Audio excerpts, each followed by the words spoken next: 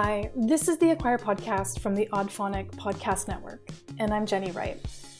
And on this episode, we're going to be talking about maximizing your profit margins, really by mastering your lead gen and launches and creating a really lucrative plan. This episode is going to guide you through how to create an annual marketing strategy. I know it's not the beginning of the year. It doesn't need to be the beginning of the year. You can do this at any time.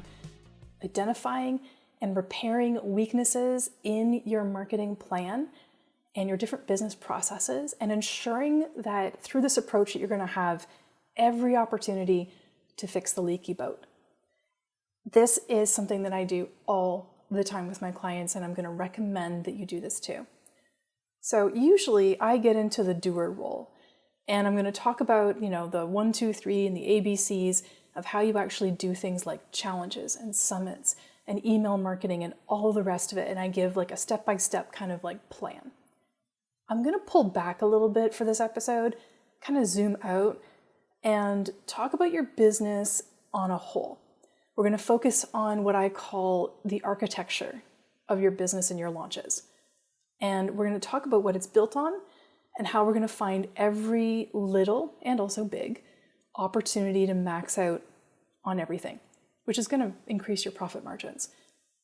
So we're going to talk about things like the vision that you have for your business and why it's so important, the ways that you can innovate and find all this crazy good opportunity in what you're already doing, and just sprinkling a little bit of new stuff in there to just amplify and make it great. We're also going to talk a bit about your growth mindset and how your outlook in your business translates into either you're growing or you're contracting. And we're also going to look at the different ways that you can fix and find the opportunities in your leaky boat. And honestly, everybody has one, so don't worry about that. Everybody has an opportunity. I just happen to be kind of good at finding them. And also we're going to look a bit about how we're going to maximize profits over the long term. And this conversation could never be complete without talking about the long game of lead gen and launches. So first, let me excuse the fact that I have a bit of a voice issue right now. I'm getting over a really bad cold, but we're just going to keep going. And the first thing I'm going to explain is a little bit about why I said architecture, business architecture and launch architecture. What is that? And quickly, without getting too into the weeds on it, launch architecture and business architecture is really just the blueprint, the overall blueprint of your business, and then the sub-blueprints of everything within it, especially your lead gen and especially your launches. So it's just breaking down what everything is built on, those foundations, and then making sure that those are completely solid and then building up from there. So let's talk about the vision that you have in your business and why it's going to be so important to continuously work on this part. And your vision, you can call it whatever you want. You can call it the big dream. You can call it however you want to term it. It's not about just hitting the numbers in your business, and it should be more organic. It's the impact you want to make, who you want to help, and the kind of mark you want to leave in the niche that you work in, whatever that looks like for you. And this big vision that you have to decide what it is. It has to guide you and drive you and inform every little thing that you do. It's essential in your business, and it's essential to your success. It's also essential to boosting your profit margins. Without having a clear vision, without understanding who and what you're trying to do, or who you are and what you're trying to do, I should say, you're not going to reach those goals. Take a minute. You should already have a really good understanding of your vision. You are the visionary in your business. You're most likely not the doer. You're most likely that visionary person. So you've probably spent a bit of time on this, which is awesome. And oddly enough, I'm fresh back from a business trip that I had to take to Seattle, where I spent 2 full days filming with my client, then a leadership retreat, wrapped it up with an employee retreat before heading back home and catching a crappy cold on the way, which is still lingering. You can probably hear that. But this trip was all about the vision, the brand, the success plan, and fixing the leaky boat. It was also about building connection and finding ways to maximize what my client was doing in pretty much every aspect of their business and the long game, which is where I come in. That client dedicates multiple times a year to strategic planning, vision creation, and a lot of reflection. They figure out the broad strokes, and then they inform the team who starts to work on filling that vision. It's really impressive. It's a great model, actually. And another one of my clients that I just had a conversation with today, actually, is the founder of a very niched in SaaS company. And they just went through this whole process. It's a different vision process, a lot more hands-on, where they broke down their lead gen and launch architecture for the second quarter in a lot more detail, whilst informing the vision. So everything was coming from that. And what they did is they drilled down to every single day, pretty much in April and May, and they went into this like serious amount of detail. And they made sure that they checked in on everything that they were doing, whether it followed the vision of the business. They also found that when they did this, they were spending a little too much time on one vertical that wasn't going to yield the same results and also wasn't completely aligned than with a different vertical. And it's a vertical they just created. It's a membership or a subscription. And I'll talk a little bit more about that a little bit later, but I'll tell you right now, it's a fantastic way to boost profits. It creates reliable monthly income, and if you do it right, it's a high value for the customer and way less cumbersome for the entrepreneur to actually deliver it. It's getting really crazy easy to create these as well, by the way, because of multiple software options, and they're super popular, but I'll talk a little bit more about that later. So your vision planning can start anywhere, but I always want to recommend that you start with what the end goal is and then work your way backwards from that. As you do that, you're going to see all of the different opportunities. And it doesn't matter what level of business you're in right now, whether you're established, whether you're brand new, whether you're 5 figures, 6 figures, whatever, 7 figures, it doesn't matter. The vision process and then working your way backwards from this sort of business architecture, launch architecture, your goals is where you're going to find these opportunities. You're going to see things like you're using the wrong software, you're paying for the wrong subscriptions to different things, you're spending way too much time on verticals that aren't going to make sense. You might be paying to have people on your team that aren't being utilized in the way that they need to. So right person, right seat, or wrong person, right seat. That doesn't really make sense, but wrong person, different seat. Do you need to move people around? And I just saw this happen where really great person in an organization was not in the right seat, wasn't getting maximized on their abilities. That person is actually being transitioned into a completely different role because that's going to fit them a lot better. And I think they're going to see really great progress from that. I actually think they're going to see a great opportunity in fixing their little leaky boat problems because that person has a really great skill set in one area that they desperately need. So that's really good. Let's talk about the ways that we can innovate and find all this crazy good opportunity in what you're already doing by just looking a little bit deeper and sprinkling a little bit of new stuff that makes it great. And this is a trick that I love. I'm always keeping tabs on market trends. I'm always staying in tune with a mix of different newsletters. I subscribe to them, read them on a regular basis. They actually have a rule in my inbox. They go to a special folder. I read them when I'm ready, so I'm not tempted to look at them when I should be doing other things. And I do that from tech to global news, global events. And it's like creating a little mini crystal ball because these people who are writing these newsletters are usually very forward thinking. And it really helps you stay agile and adept with what's going on.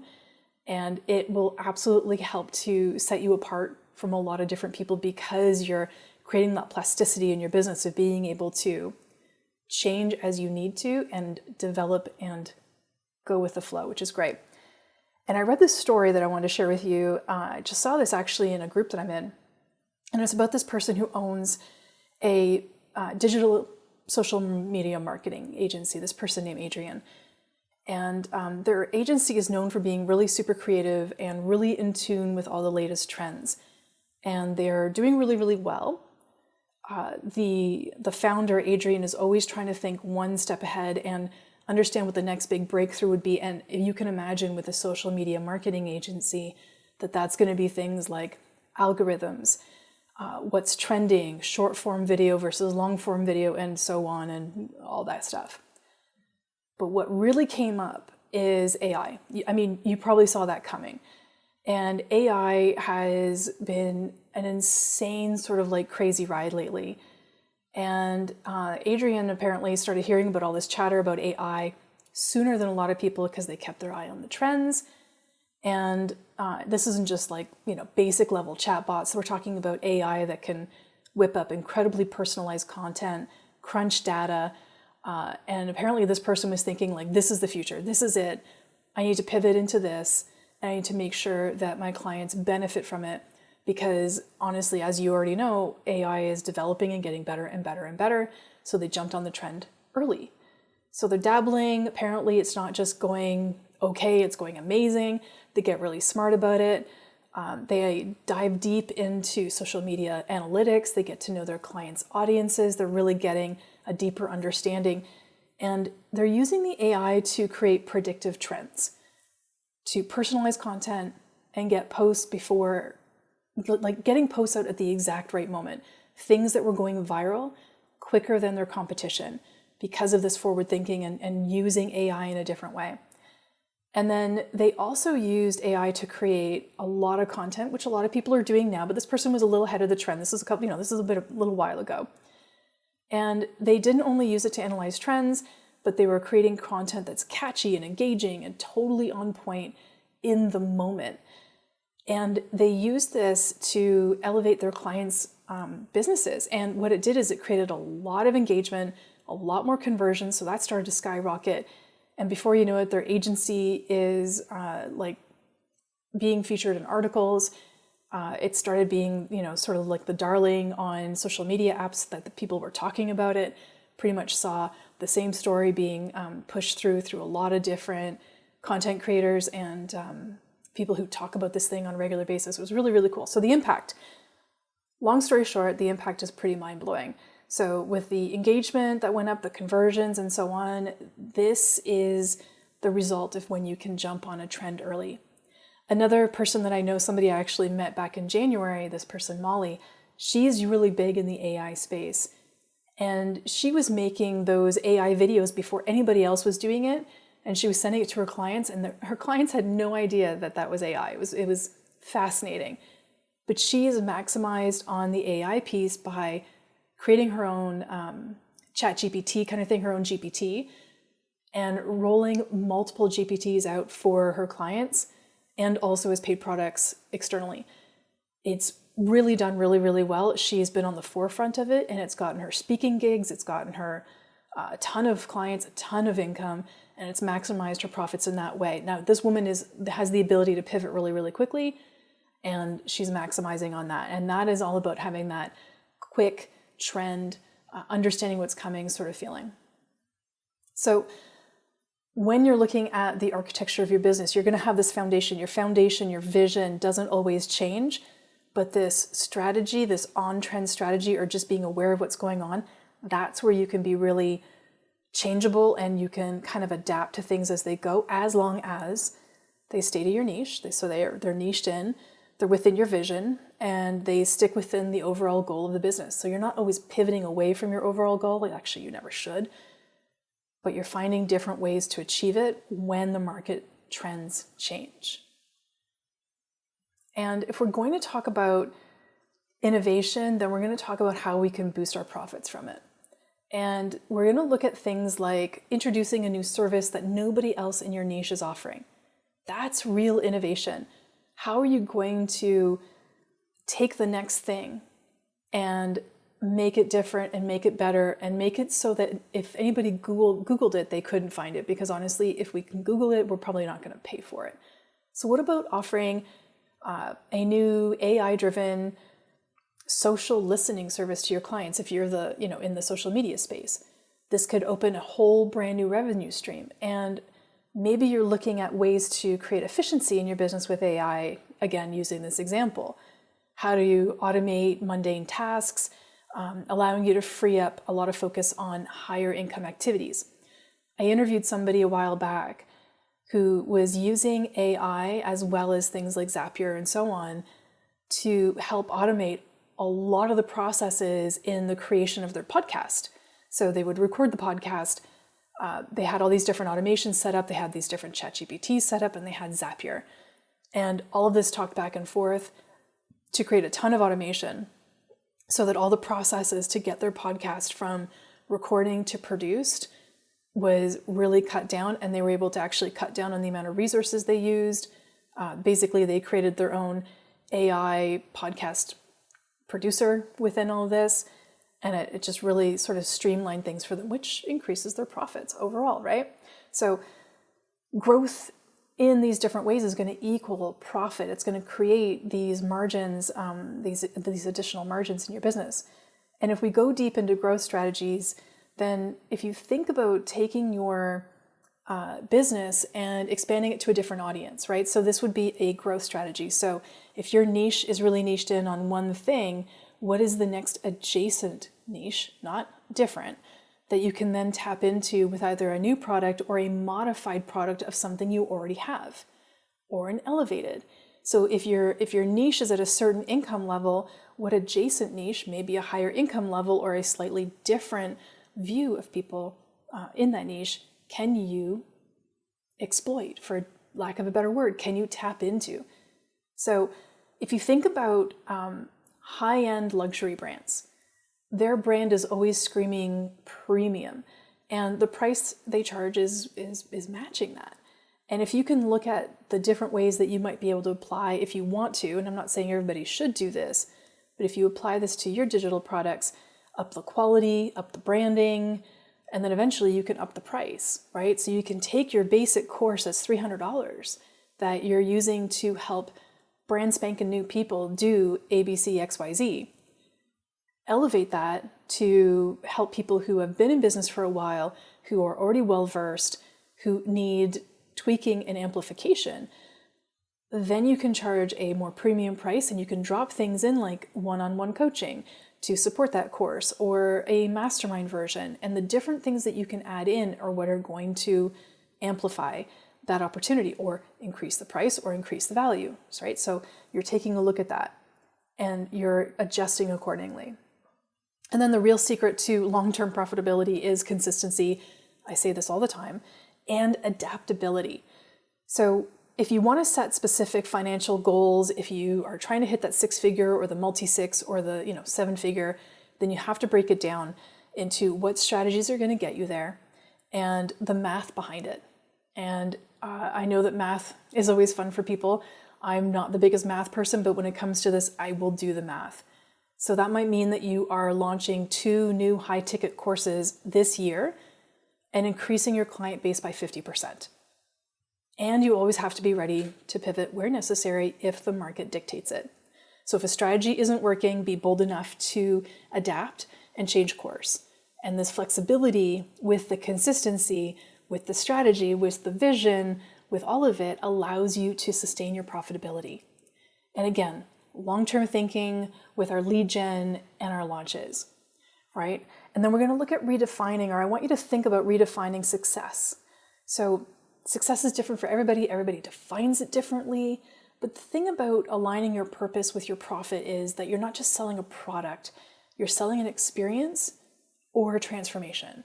For instance, if you're selling a fitness program, you're not just selling the workouts, you're actually selling the lifestyle change, the confidence, and possibly even the community that goes with it. People will pay more when they see more value, and not just the product, but in the change that it will bring to their lives. I remember distinctly paying a lot more for a product a long time ago because it had a vibrant Facebook group that I knew I would get support in while I was going through a course, because I wanted that support and I didn't want to be doing it all by myself. I wanted to be with other people who were taking the course and going through the exact same thing as me. That really felt helpful and it added value, and you know what? I paid for it. So when I look at this sort of architecture that we're talking about when we're looking at maximizing profits, this also talks about mapping out your year, mapping out your systems, mapping out your processes, and then looking deeply within each and every single one by one, to find the opportunities to fix the leaky boat. And everybody has a leaky boat. Nobody doesn't. Your leaky boat just looks different than everybody else's, and yours might not be in your email marketing, but it might be in your systems. or it might be in your automations, or it might be in your staffing, or it could be in the fact that you're, not doing enough webinars, or you're doing too many of something, right? So this is where you create an audit, and I did a whole podcast on doing an audit of everything, including business expenses, and creating that opportunity for profitability, right? Or increased profitability. So take a look at things like which of your products yields the highest profits, and then focus on scaling them. For example, if your online course did really, really well last year, consider creating an advanced version this year, a higher version. Analyze the market trends and see what opportunities there are for that before you create it. And if you see that there's a growing demand for online learning, which there is, this could lead you to create more digital products. It's what happened to me. I create the Summits Made Simple products because I noticed that more people wanted digital learning and they wanted bite-sized courses. I actually created this massive, massive course. Actually a 5-day, was it a 5-day? Yeah, it wasn't a 5-day challenge. It was actually a product. And the whole thing was how to, launch a summit. This thing was massive. I think there was 93 training videos in it. And I ran it for a year. It was somewhat successful, but it was incredibly overwhelming for everybody who was in it. And what I ended up doing was saying, okay, I've got to break this up. So I broke it up into a whole bunch of little mini courses, which I rebranded, called them Summits Made Simple. And now those are the products that I offer. And if anybody wants the whole kit and caboodle, the whole thing, then they have to go through me and they get strategy or they get the white glove service. And that's sort of the pivot that I made, noticing the trends that were happening, and it created success. I added, in 2023, I added, I think, 543 new students just in those Summit Made Simple courses. And I didn't finish half of those courses until, quarter 2, quarter 3, some of them. So a huge amount of profitability just by that small little change to make sure that I was leaning into that trend. And then the other thing that we have to look at always when we're trying to find these opportunities is the lead generation. I'll always say that consistency always creates the revenue, and your lead generation is the long game that's going to create that revenue. So you have to look on focusing on the high quality leads over quantity. I just saw this happen where a client of mine came to me and they said, I've been running webinars consistently and I've been paying for somebody to do my ads. And they consistently bring in 300 or 400 new leads per webinar, but nobody's converting. Well, take a look at the ads, take a look at the specificity on those ads. Guess what? It's the wrong audience. These ads were going out to people who were 25 years old when it should be going to people who are 45 to 65. It was a really big eye-opener for this person. They were spending, about $1,000 per webinar on ads. And sure, great result, 300 to 400 new people, but they weren't the right people. And so when you readjust those Facebook ads and you get super targeted on your ideal customer, then we're going to spend less money for a more focused audience that's actually going to buy from you. And that's a better approach long term. You already know this, but this is how you can maximize these little tweaks over and over and over again. And then with your launches, to create maximum revenue, I want you to set these really clear financial goals. Use tiered pricing strategies to attract a broader audience. And it's still going to maximize your profits because there's people who are willing to pay for premium options. And that market has never changed. It just continues to grow. As long as you're providing value, there is an audience that is probably willing to pay more for it. So every aspect of your launch you need to look at, from the marketing emails to the landing pages to the sales pages. All of that should be optimized to convert at the highest rate possible. One of the things that I do with clients is I do an audit and I look at that. I look at all the historical numbers and I find these little things that we can do that are incremental. I kid you not, I had a client that had a long-standing lead magnet for lead gen, and it was converting at 0.14%, not even a percent, 0.14%. And they had no idea that it was converting that low. And they were sending traffic to it, not paid, organic, but they were still sending traffic to it. And we just had to redo the page, update the copy, new images, and so on and so forth. And that page started converting at like 46% pretty much right away. Those little things make a huge difference and people don't see it.